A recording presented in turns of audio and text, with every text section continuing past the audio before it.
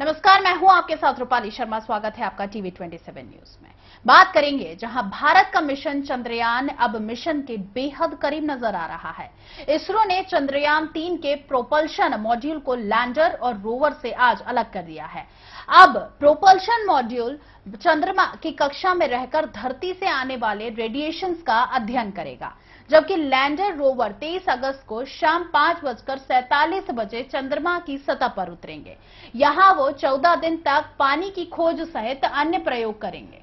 Separation के बाद Vikram lander ने प्रोपल्शन मॉड्यूल से कहा कि thanks for the ride met.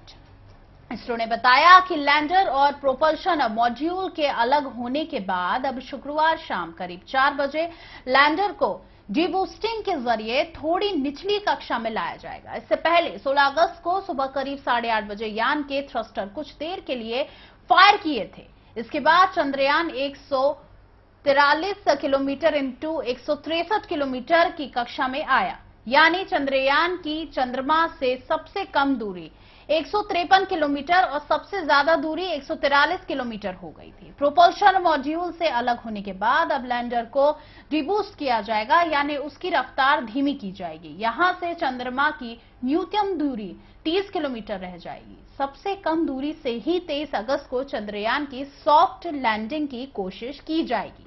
Lander को 30 किलोमीटर की ऊंचाई से चंद्रमा की सतह पर लैंड कराने तक की ये प्रक्रिया बहुत महत्वपूर्ण है। उसे परिक्रमा करते हुए 90 डिग्री के कोण पर चंद्रमा की तरफ चलना शुरू करना होगा। लैंडिंग की प्रक्रिया की शुरुआत में चंद्रयान 3 की रफ्तार करीब 1.68 किलोमीटर प्रति सेकंड होगी।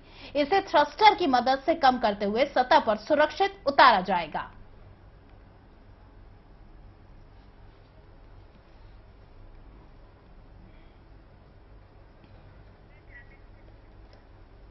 सत्रह जुलाई को दूसरी बार ऑर्बिट बढ़ाकर बताया गया। 18 जुलाई को तीसरी बार ऑर्बिट बढ़ाकर 51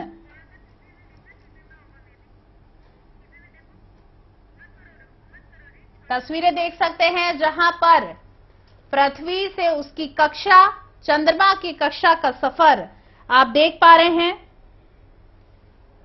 इसरो ने आज यानी 17 अगस्त को चंद्रयान 3 के प्रोपल्शन मॉड्यूल को लैंडर और रोवर से अलग कर दिया। अब प्रोपल्शन मॉड्यूल चंद्रमा की कक्षा में रहकर धरती से आने वाले रेडिएशंस का अध्ययन करेगा, जबकि लैंडर रोवर 23 अगस्त को शाम 5:47 पर चंद्रमा की सतह पर उतरेगा। यहां वो 14 दिन तक पानी की खोज सहित अन्य प्रयोग करेगा। सेपरेशन के बाद विक्रम लैंडर ने प्रोपल्शन मॉड्यूल से कहा thanks for the ride beat. ISRO ने बताया कि लैंडर और प्रोपल्शन मॉड्यूल के अलग होने के बाद अब शुक्रवार शाम करीब 4 बजे लैंडर को डीबूस्टिंग के जरिए थोड़ी निचली कक्षा में लाया जाएगा। सॉफ्ट लैंडिंग के लिए चंद्रयान 3 को 90 डिग्री घूमना होगा। 5 अगस्त को चंद्रमा की कक्षा में यान पहुंचा था।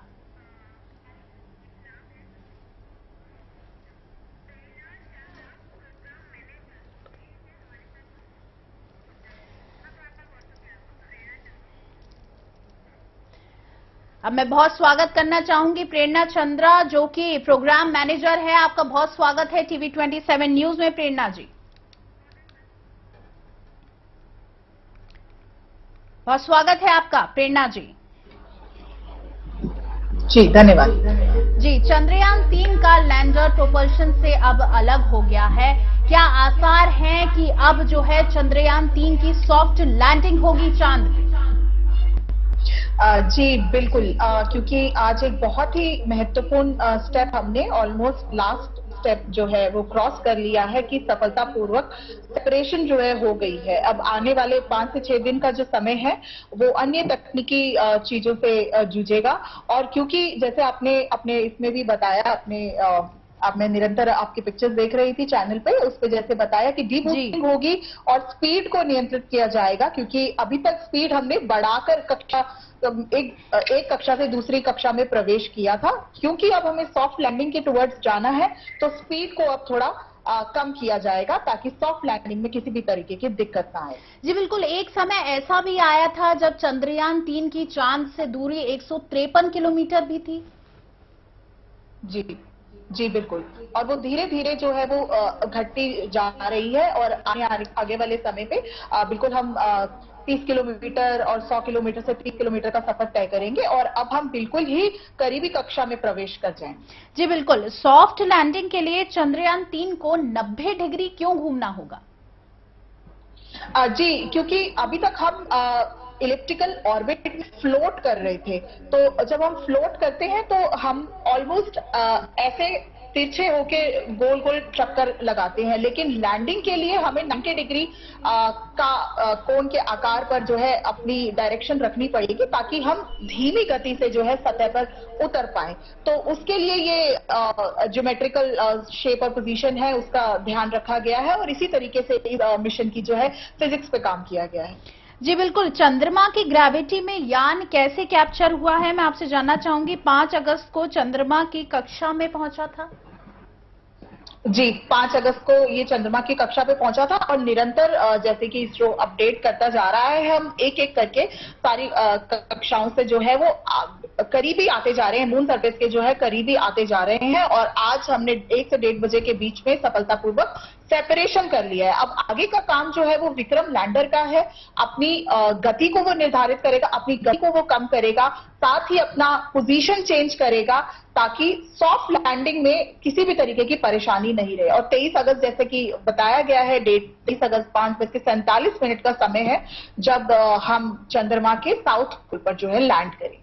जी बिल्कुल, चंद्रयान 3 को अपनी ऑर्बिट कम करना कितना जरूरी है?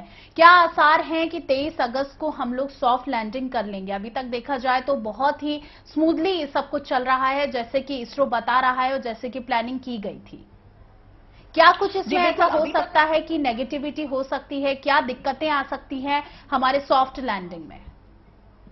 जी, सॉफ्ट लैंडिंग एक बहुत ही महत्वपूर्ण कंसर्न रहा है शुरू से भी, क्योंकि चंद्रयान 2 में भी हम लोग सॉफ्ट लैंडिंग से चूक गए थे और अंतिम समय पर ही चूक गए थे। तो डेफिनेटली स्पेस एक ऐसी जगह है, ऐसा एरिया है जहां पर कुछ भी पहले से प्रिडिक्ट करना महज एक मजाक ही होगा, क्योंकि किसी भी समय क्या हो सकता है उस बात की हम किसी भी तरीके की कल्पना नहीं कर सकते। पर जहां तक चंद्रयान 3 के मॉड्यूल की हम बात करें, पिछली गलतियों को ध्यान में रखते हुए इसको एक अपग्रेडेड तौर पर इसको तैयार किया गया है और इस बार इसरो वैज्ञानिकों ने इस बात की पूर्णतः पुष्टि करी है कि हम हर तरह से हर चुनौतियों के लिए तैयार हैं।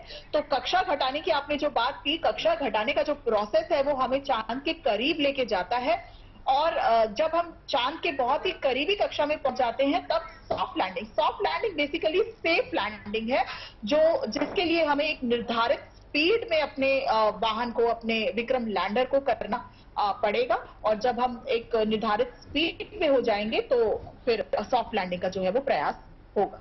जी बिल्कुल, चंद्रयान ने चांद की कुछ तस्वीरें भी कैप्चर की थी।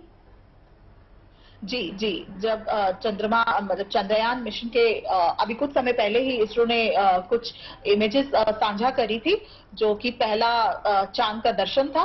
तो वो काफी ही ब्रेथ टेकिंग पिक्चर्स हैं मून के उस सरफेस की, जो अभी तक हम सिर्फ ऑनलाइन देखते थे या परिकल्पना करते थे, पर अब वो हमने पास से उसको कैप्चर कर लिया है। तो बहुत ही महत्वपूर्ण दिन है और ये पूरा ही मिशन जो है वो इसरो वैज्ञानिकों के साथ साथ भारतीयों के लिए भी बहुत ही बड़ा एक दिन है। जी बिल्कुल, बहुत धन्यवाद प्रेरणा जी हमारे साथ जुड़ने के लिए और इन जानकारियों को हम तक पहुंचाने के लिए। फिलहाल लेते हैं एक छोटा सा ब्रेक, आप बने रहिएगा TV 27 न्यूज के साथ।